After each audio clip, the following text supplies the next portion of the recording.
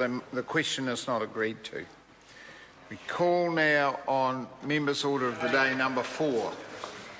Employment Relations Statutory Minimum Redundancy Entitlements Amendment Bill, first reading. Mr Speaker. Sue Moroney. Thank you, Mr Speaker. I move that the Employment Relations Statutory Minimum Redundancy Entitlements Amendment Bill be now read a first time. I nominate the Transport and Industrial Relations Select Committee to consider the bill. Mr Speaker, I want to dedicate the first reading of this bill to the late Parakura Horomia.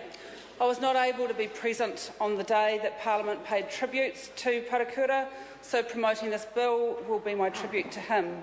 I know that he supported this measure because he was a kind and decent man who was fierce in his advocacy and support for working people and their families. He always stood up for the little guy. Mr Speaker, they say when it comes to politics that timing is everything. And sadly, the timing for this bill promoting redundancy protection for working people could not be more timely. And I do say that with a heavy heart. It could not be more timely because the tsunami of redundancies continues to surge through this land. Whether it be the almost 200 jobs gone from Summit Wool Spinners in Oamaru in February, to the mining jobs lost on the West Coast and in Huntly late last year, through to the hundreds who lost their jobs throughout New Zealand when Mainzeal collapsed, the surge just keeps on going and momentum is building. We know that momentum is building because Telecom has warned it will be cutting hundreds of jobs later this year. Last week, Fonterra announced it will cut 300 jobs, and New Zealand Post has also signalled the cutting of postal delivery services. And hundreds more jobs will be lost when that plan is unveiled. Now, the members opposite seem to think that that's fine and they don't seem to have any problem with it, but on this side of the House, we do. And just like the tsunami delivered by Mother Nature, we know that after the big surge, there are others to come. We know this because when large numbers of jobs get sucked out of communities like Oamaru, Westport and Huntly, then less money is available to be spent there. When those wages go from those communities, that has a huge downstream effect on small and medium-sized businesses, and then those businesses lose income, and then more jobs go there too. And so the cycle continues. But these are not the job losses that you will see announced on TV or in the newspapers.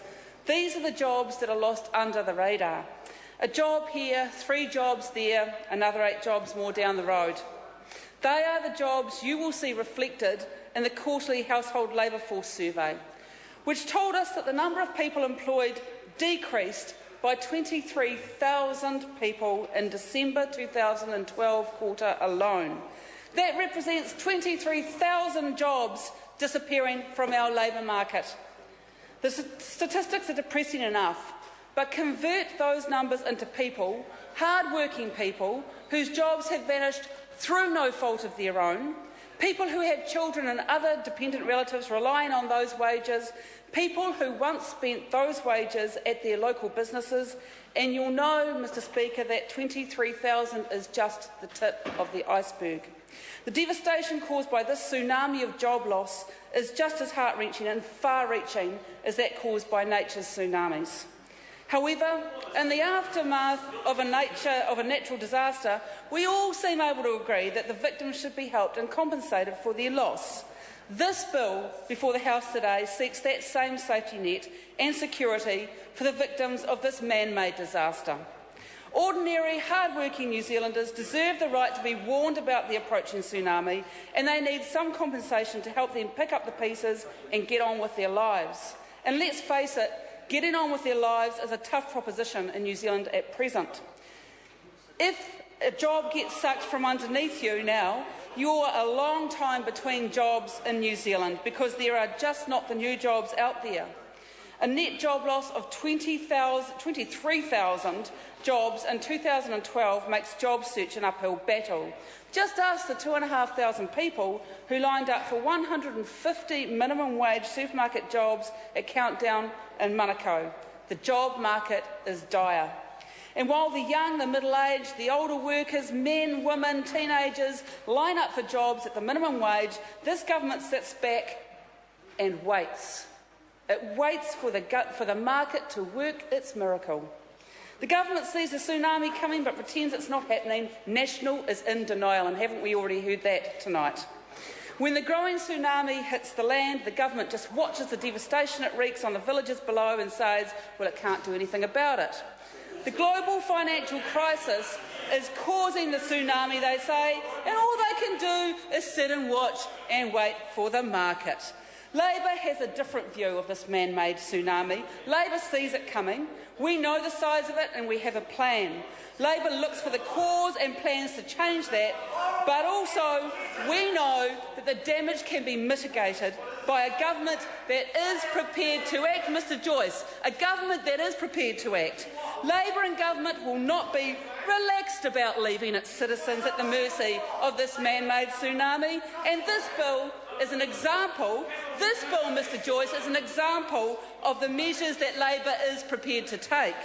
The National Party will gnash its teeth, and aren't they doing that right now? They'll be gnashing their teeth and telling us that imposing the cost of redundancy pay on employers will cause businesses to go under. Well, that's a bit rich from a government who is deliberately overcharging every single business in New Zealand with hiked up ACC levies that ought to be lowered.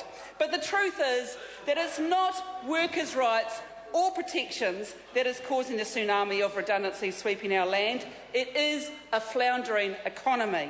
A floundering economy and a government without a plan or any clues on what to do about it by their own admission. At its heart, this bill is about fairness.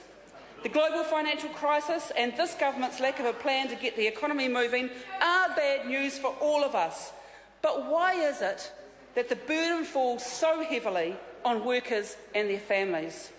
Currently, an employer can keep their profit margin, their income intact, while making staff redundant. So the employer can keep 100% of their income while their employee loses 100% of their income. And that's just not fair. This bill requires a more even sharing of that burden. It does that by requiring the employer to give at least 4 weeks' notice of an impending redundancy, and then by requiring a redundancy compensation payment of 4 weeks' pay for the first year of service, 2 weeks' pay for every year thereafter, up to a maximum of 26 weeks' pay. Not a lot to ask. And most people actually believe that this is illegal right now in New Zealand. The number of people who have said to me, oh no, so you don't need to put that into law, everyone gets it anyway. Well, they're quite wrong. It's what they expect of a country like New Zealand today, but it is not currently in the law and it's not fair. But I also believe that it will stop a whole lot of other unfair practices. In the last 4 weeks, I've had 2 separate Hamilton people relay a similar story to me. One was a 17-year-old, the other a middle-aged mechanical engineer. In both instances, they had been made redundant, but in reality, others had been employed to do their jobs. In the instance of the 17-year-old, another person had been taken on to do the same job as him just 2 weeks before he lost his job. With the mechanical engineer, he was replaced after being made redundant. They have both been unfairly dismissed illegally.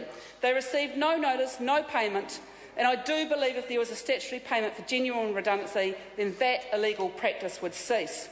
Soon David Bennett's going to get on his feet from the National Party and he's going to weep and wail about this bill being about protecting unions, and he will show once again his ignorance of understanding of these issues, because that is quite wrong. The truth is that people who belong to unions already get redundancy protection.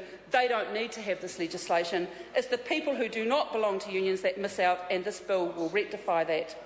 For those who say this will be bad for business, I ask them to take a good long look at what's happening in New Zealand now. Businesses have been going under in record numbers. And has that been caused by worker protections like redundancy pay? No. Has it been caused by big pay demands from unions? No. Has it been caused by inflexible employment laws? No. None of the above. Quite the opposite. The cause has been the global financial crisis brought about by a lack of standards or regulation, and a government that has no plan to grow the economy. What's National's answer? They want to reduce workers' rights and wages, as they plan to do with a bill introduced to Parliament just a few weeks ago. Again, they have come up with the wrong solutions because they haven't identified the cause of the problem they are trying to fix. The problem this bill is trying to fix, Mr Speaker, is the lack of protection for ordinary, hard-working New Zealanders who are losing their jobs and incomes every day, every week, through no fault of their own. Mr Speaker, I commend this bill to the House. Question is that the motion be agreed to. Mr Speaker. David Bennett. Thank you, Mr Speaker. Tonight there will be a revelation